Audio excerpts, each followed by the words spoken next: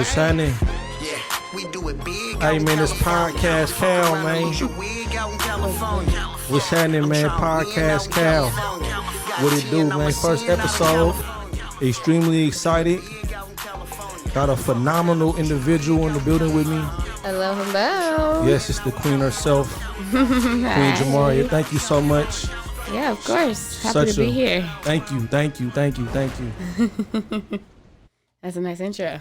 Yeah, you like that? I do. Yeah, I think I'm a natural. Yeah, and what's cool about this too is that you can incorporate that song into the broadcaster. Oh, for real? So I could just automatically be bam. Yeah, like it can get programmed into there.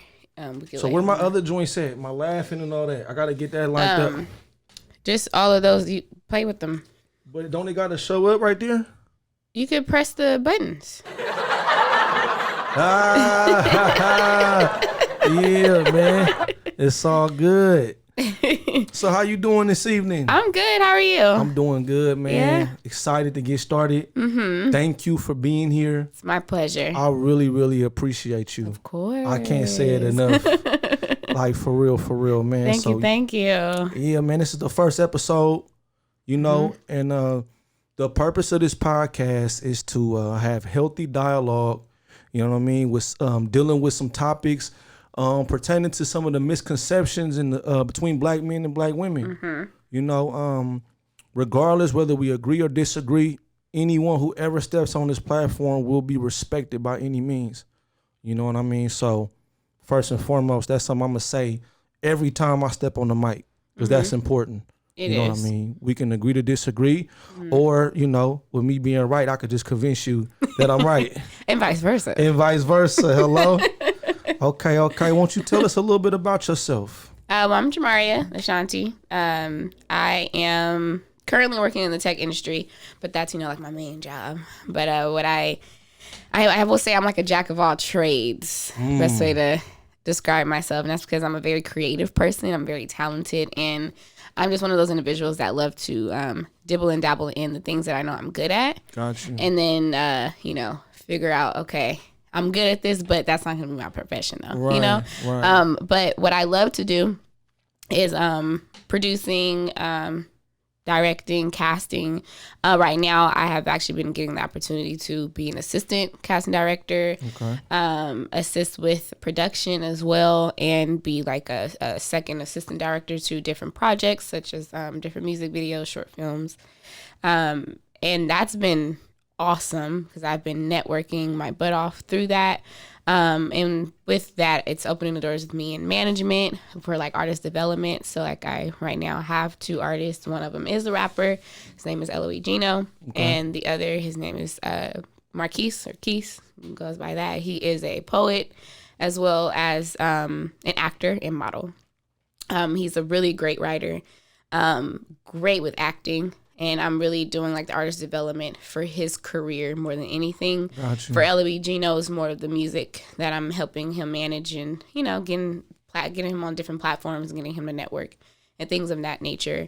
So that's what I do. I also have a podcast as well. We've had Calvin as a guest. Yes, absolutely. Yes, and that is called U.N.I.T.Y. U.N.I.T.Y. It's two dreadheads and a baldy. Me. And it's great. So I just think I'm a very creative person, and I'm diving into it right now. And that you are. Yeah. And we commend you on your work and your creativity, and thank you. We wish you nothing but prosperity and increase for 2020 and beyond. Appreciate that. And excuse me. Yeah, though, that's dope that you got that going on. Thank you. And I'm glad to have you.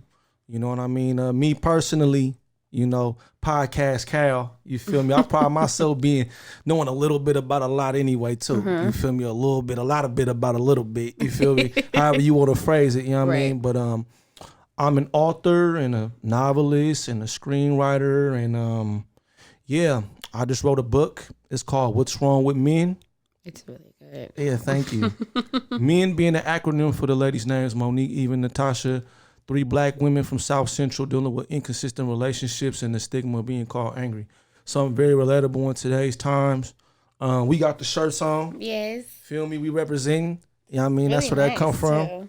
You know what I mean? Thank you. And we just trying to make a better way. So yeah, people who hear about me writing and hear about me doing the books and the merch will be very surprised with my background. You know what I mean? I grew up in East Oakland. You know what I mean? You name it, I did it. State to state, Seattle, Texas. You know what I mean? I lived that lifestyle, and I worshipped it.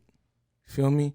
It was everything that I knew, and I grew up to realize that it was a facade, and that the streets is like a false religion that we engulf ourselves in. And as you mature and experience things, you realize, like, damn, this really ain't it. You know what I mean? And with everything that's going on, with the integrity being taken out. I mean, the streets was never nothing to glorify anyway. But now it's really, really like, a disgrace in regards to the ways these young guys don't have no guidance and they don't stand on no principles and no morals. You know what I mean? And I'm all about uplifting my people. You know, I've done so much damage to these communities that, I just want to uplift black men and black women. And, I look like them, I walk like them, I talk like them. So I just want to lead by example. You know what I mean?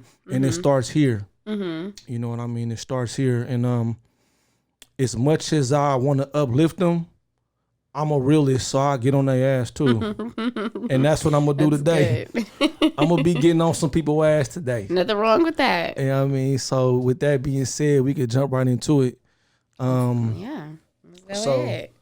We want to first talk about the topic that we discussed a couple days ago. Okay. Where you had the meme of my man's in the bed with a pair of panties on to his ankles. Right.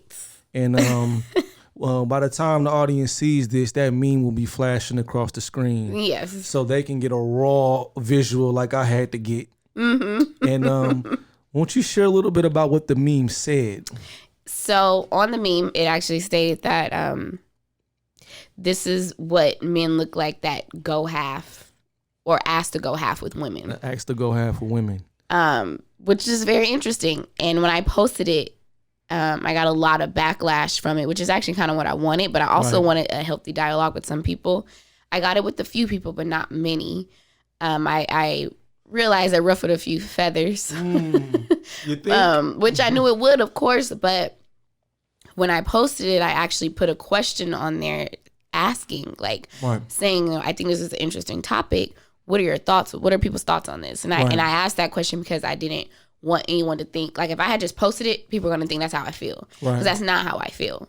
So I wanted to ask that question because when I saw it, it was so interesting that someone even feels this way and would create such a degrading and belittling meme about a man. And it had to be an African-American man on there too. Right. So that alone was just like a lot for me in general. So I wanted to have a healthy dialogue. And actually I had two of my good friends block me out of the conversation that we had. It got real. Because they still weren't understanding that I didn't feel that way. Yeah. They were still thinking that I was attacking them or whatever. And they said some things in the conversations that I just was like, I don't even know if I should be friends with you anymore. Man, that's how you feel? Like, okay, cool, good. We don't need to be friends anymore then. No, was that serious? It got serious for two people in particular. And they know what they are. I don't have to speak on it, but women? No, men. And they're not like close friends. It's just like acquaintances, like people I know. Like if I see them, hey, how you doing? It's all love. Casualties of dialogue. Right, exactly. But one of them had mentioned something about this is why Black women, can't keep a man. Oh. And so when they said that, me being a Black woman, that ruffled my feathers a little bit. Okay. I understand what he was saying. And I just asked him to break that down for me. Right. So when you say that, what does that mean for you? Right. And his response was, well, Black women are always degrading us. And I said, this is why I posted this, though, because I feel it's degrading. Right. That's what I'm trying to get you to understand. I don't agree with this. I think this is insane. Right. That someone feels this way, and the person I reposted it from came from a Black woman, and she felt that way and thought it was funny. It's not funny to me.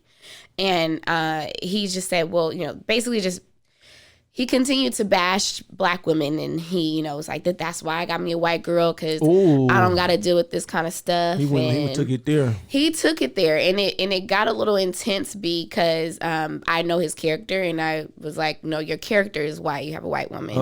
And your character is why you cannot have a black woman or keep a black woman. New can of worms. So it was a whole conversation, and then next thing I know, I was blocked, and I was like, okay, it's okay. The other guy blocked me because I just kind of disregarded what he was saying. I don't even remember what he was saying, to be honest with you. I just kind of like. So let me ask you a question. Okay. Can you understand their frustration, even though they didn't display it well, and although they didn't handle it the way they did? Yes, I understand the frustration 100%. The guy when I got really, really heated, till this day, I'll never really understand why his frustration got let out onto me. Mm-hmm.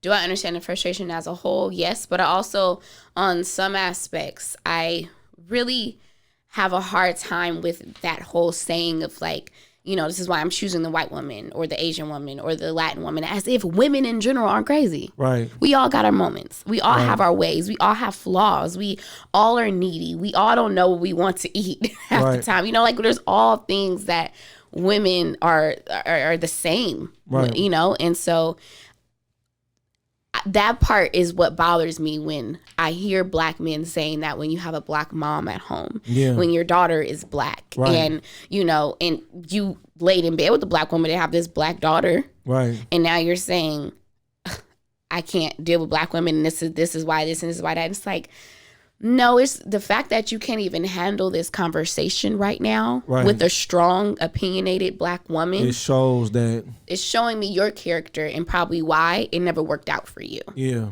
But then again, I'm not saying that there aren't black women out there. That can be a way too. And that can be bitter. Mm-hmm. And can actually, they think that they're uplifting their black man, but they could actually be beating them down. See, my opinion, just to touch on that a little bit, is black women are the strongest of the female species. 100%. The sassiest, the most opinionated. Mm-hmm. And when I say that, I mean in general. Oh, yeah. I get what you mean. It comes across a certain way. Mm-hmm. And when you're not confident enough within yourself as a man, then you feel attacked and you feel belittled. Right. And a man's natural instinct is to fight back. Yeah. And we find ourselves fighting back, right? Not realizing that you're not gonna be able to overpower and out dominate a woman into not having an opinion. Mm-hmm. You know what I mean? So when men say things like that, right? Mm-hmm. The more mature I become, the older I become, I see how disrespectful it is. Mm-hmm. Whereas before, I probably would have said some shit like that too. Mm-hmm. You know what I mean? Like, because here's the thing, like, especially women of other races, they treat us like gods. Right. Whereas a black woman at the very most should treat you like a king. The king that you are when you earn that crown, right? When you earn it. I'm so glad you said that. When you earn that crown, that's what you get from her. Mm-hmm. And that's all you should want from her. Mm-hmm. And so women of other races, they worship you like a god. And it's almost uncomfortable personally to me. Because it's like, damn, like get up, what you doing? Like, you know what I mean? Why are you on your knees scrubbing the floor with a toothbrush? Yeah. Use the Swiffer. You know what I mean? Damn. You know right. I mean? But, not to cut you off, but what I've also learned that in certain cultures, especially like the Asian culture, the women are taught to be very submissive. Absolutely. So sometimes I can understand, and actually, I want to say in Middle Eastern cultures too, and some, they are taught to be very, very submissive. And they worship their men, and the men actually look at the women like, ugh. Seriously. Right. They do. Like, no, you are beneath me 100%. And so it is within certain cultures. And so then when a black man that is not confident within himself, like you said, or is feeling insecure, has low self-esteem, they will then go to something that's easy. Yeah. That's easier for them. And then white women, I mean, from the beginning of time, that's a whole other layer, from the beginning of time with how they worship. It's so black many men. layers we're going to touch on, because this tie into another topic we're going to talk about as far as social media and the false narrative, because I think a lot of that has to do with the culture and the times of today. Right. Where, you got this hot girl, city girl movement, where you got some females that's really, really, really feeling themselves. Right. That's really like having unrealistic expectations of what a man is supposed to provide. Right. So with that being said, how do you feel about that meme? Do you think a man is less than if he has an expectation or a standard? Because I hate that expectation word, right? You can't expect and appreciate at the same time. But if a man has a standard that we going straight down the middle, how does that make you feel? So I had to think long and hard about that, because I wanted to really figure out how I actually felt about that, because I think there's different layers to it. So if we're dating, say it's the dating phase. Matter of fact, let's start with the friendship. We're friends, right? And we go out, and if he wants to offer, and I got it, and there's gonna be times where I will say, I got it. That's dope. Because we're friends. We're friends. This is what we're doing. And then if it's if it just so happens to turn into, okay, now we're dating. I am taught to be courted. Okay. And that's just how I was raised. Why? Because I have a stepfather in my life that courted me as a child, and that's what I know. Right. He's a father that came into my mother's life, who already had 2 kids, and he came in and is still here with my mom and him not being together. Right. And he still treats us like we are his biological children, me and my little sister. And I watched that. That's what I saw. Him still provide. No matter, I can still call him to this day. If I'm short on something, he has my back, and he has it. He's never asked me to go half on anything. Right. And even if I say I'm going to pay you back out, once I pay him back, he'll send it right back to me. I thank you for doing that. Right. Here you go. That's what I have grown up with. So with that said, when you were saying there were expectations, I guess I would say maybe my standards, because of what I have seen from men in my life, including uncles and godfathers and things of that nature, even older cousins, and just regular men in my life that are friends and, just my homeboys. Those expectations, they do kind of put me on a pedestal and treat me very highly with respect. And with that, a lot of times, if I am out with the male friend, a lot of times if I even reach for my wallet, it's, what are you doing? Right. Now, with that, a standard has then been created, but I'm the kind of woman that, yes, I had that standard, but am still very okay with going half when needed, especially if now we're in something now. I like to court my man. Okay. You get what I'm saying? I want to court him. If I have it, I want you to feel good as you are making me feel. If you're doing something romantic for me, I want you to feel that too. Absolutely. And I say that to say, as a perfect example, I remember it was actually in high school, a guy I was dating for Valentine's Day. And I kept trying to figure out, I was what do I want to do for him for Valentine's Day? This was my first time, in my first real type of relationship. And my mom gave me this idea. She was like, why don't you make him a lunch? Yeah. Make him lunch. We had off-campus lunch. Okay. So we would go out and spend money. Right. And she was like, make a lunch. Make you guys something. Right. And I was like, thank you, Mom. That's actually great. And then I went out and I bought him flowers.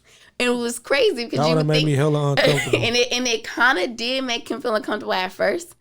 But when I came and showed up with a picnic and flowers, and it was I courted him, and he said to me, he's like, this is how he making you feel? And I'm like, yeah. And I wanted you to feel that. That was dope. And that was that was a moment for me where I knew it was I didn't even expect anything from him on Valentine's Day. And that's, for usually they say for Valentine's Day is for the girls, right? Right. And a lot of times we don't do anything for the men. Right. We'll get them a card or give them some. Right. And we said, that's your present. Right. Well, that's what we give them all the time. I mean, you can't give them something a little different. It's Valentine's Day. Right. So it's me treating him how he treats me, because then but when I say that is the standard that it gets created, if the man is coming out of pocket or doing things all the time, taking care of stuff, of being the sole provider, that then motivates me or makes me want to match him too. Got you. And be on that. I want us to be on the same accord Right. at the end of the day. And if I can't do for me what I'm asking you,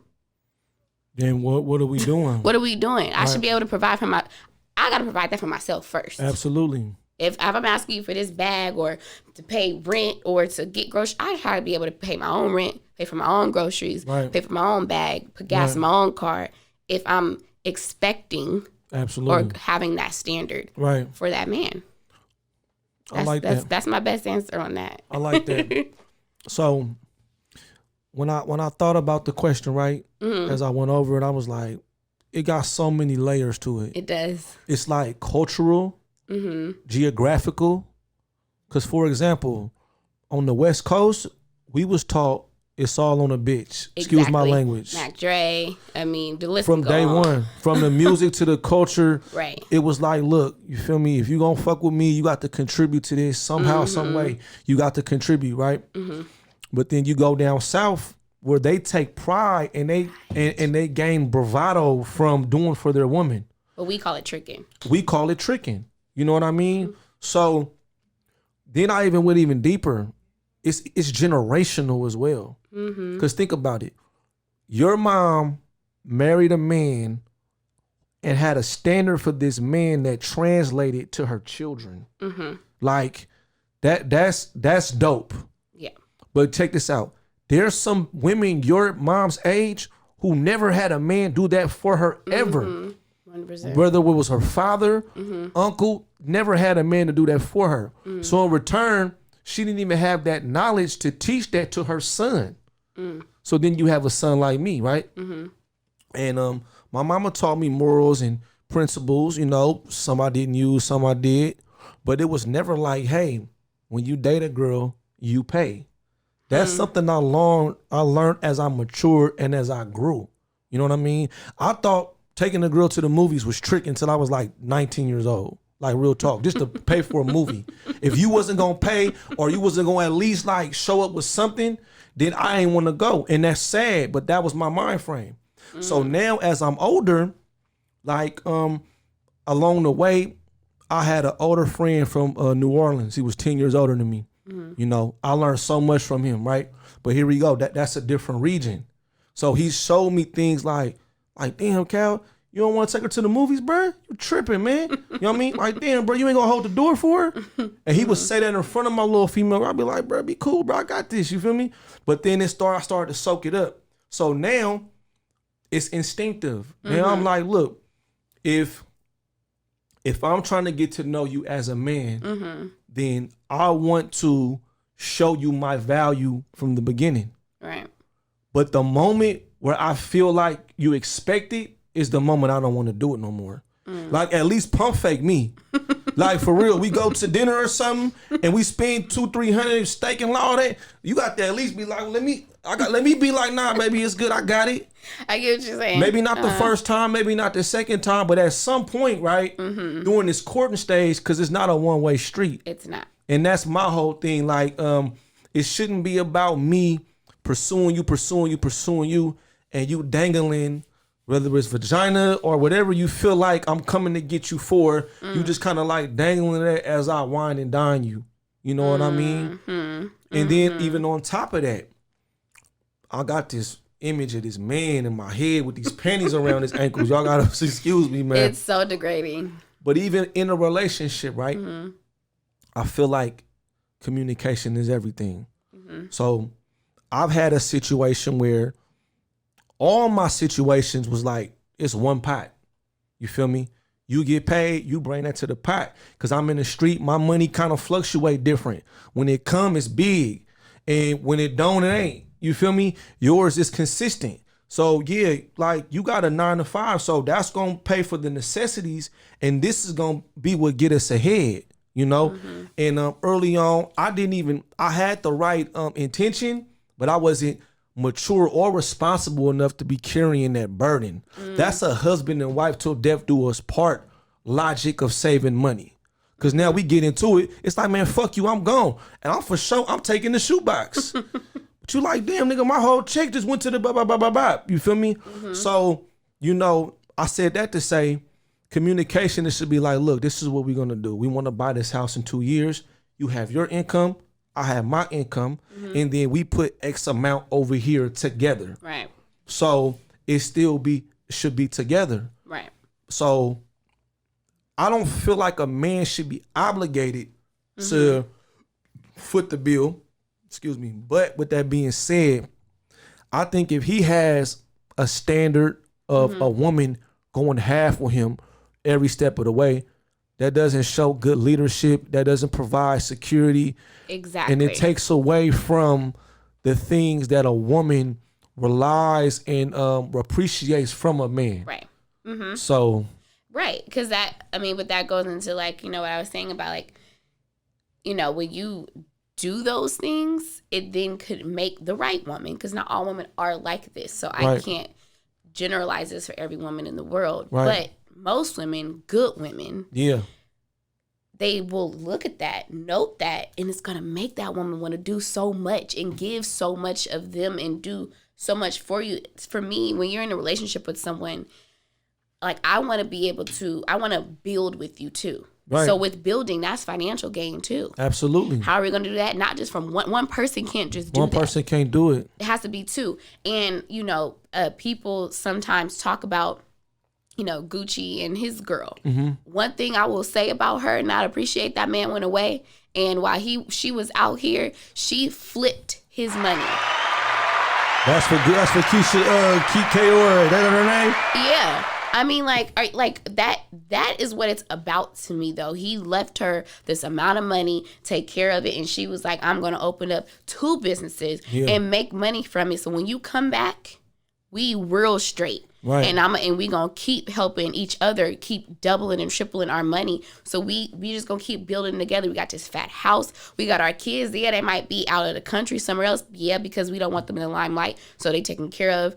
In other places, but making sure they're taken care of and secure. Yeah. And that's beautiful to me. There's another couple, Kadeem and DeVale, actually, I love their Instagram. They have a podcast called Dead Ass, and they've made money from their family. Okay. They've created a business from their marriage. Okay. They exemplify, Black love and having a family together and have built with one another. Right. And he's an actor, so is she, and they keep on building. And I'm like, dope. That's beautiful to me. You making money off a YouTube series from just making Instagram videos and showcasing your love and your family, but they saw how this can turn into something and they're making something from it. So I just say that to say, like, at the end of the day, you can go half with your partner. You a partner. Your partner is there to be your partner through life. And through life, y'all got to go through so many different things. And if you telling me,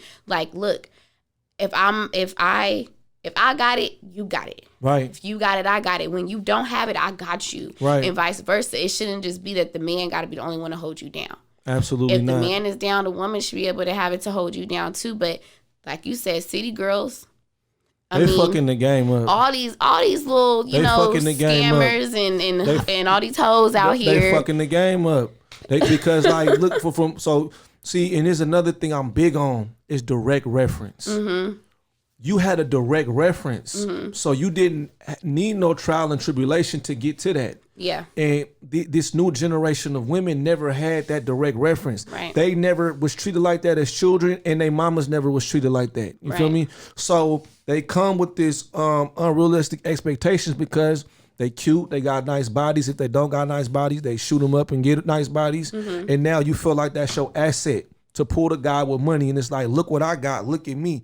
You gonna pay for me, you ain't gonna be with me, right? But in all actuality, how do you land a soulmate with that type of introduction? Right. You know what I mean? Like, you never say never, but it's highly unlikely for you to meet a guy and say, oh, he got money, or for him to be like, damn, she hella bad, I'm about to just take care of her. I'm about to just buy her hella shit. Like, and then y'all 3-4 years in, and then y'all talking about we together now, let's live happily ever after. Because your foundation and your basis and your principles was all ass backwards. You feel 100%. Me? So, And usually it's a man that is in the corporate world or Wall Street and has a wife at home and gets his little escort or whatever that he, takes care of on the side, and that's the only time that you'll get him. Yeah, you'll get it's hush money. You'll get a man to just be like, I just want to take care of you, or a lonely man that I just want somebody to, take to my award shows and to be a trophy. That's it. That's the only time that you'll get that kind of stuff to go on. Or if you and down south, it is very popular, especially in Atlanta, to get men. You could be a hostess at a strip club and not do nothing, and they just see you look good. They hand you money. I mean, it is like that. It's very much so like that. I just came from down there, and I was looking around like, I don't belong here. Yeah, right. So I don't belong here. Bro, I got 15,000 in my pocket, and I got 181s. And these gonna last me all night until this motherfucker let out, and I'm going home with ones. Right. They gonna be calling me I'm going home with my ones. I ain't never been to a strip club and threw all the ones. Just all of them? You gonna let them all go? Hell nah. But I mean, now for some people, I get it. If you got it like that, then do your thing. Hey. I'm talking about me. Right. Because I feel like this is always something else I could be doing. Right. That might just be, the debate in me. I'm getting 200 ones. We here at 1. We leaving at 5. I'm leaving with at least half a tank out this motherfucker. These ones. Because I'm trying to go to the Waffle House after this. These ones will go towards my meal. I mean, you just y'all out of town on some base shit. Me and Magic all in Houston in a spaceship. Y'all be getting in your feelings on some Drake shit. Never been to California, don't say shit.